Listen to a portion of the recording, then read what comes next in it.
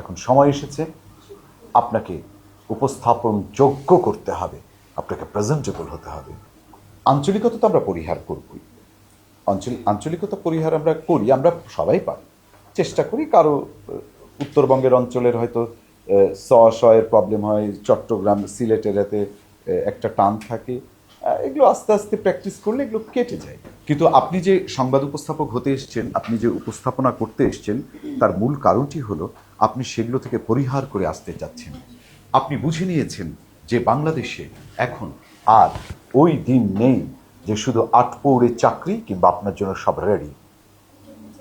এখন সময় এসেছে আপনাকে উপস্থাপন যোগ্য করতে হবে, আপনাকে প্রেজেন্টেবল হতে হবে।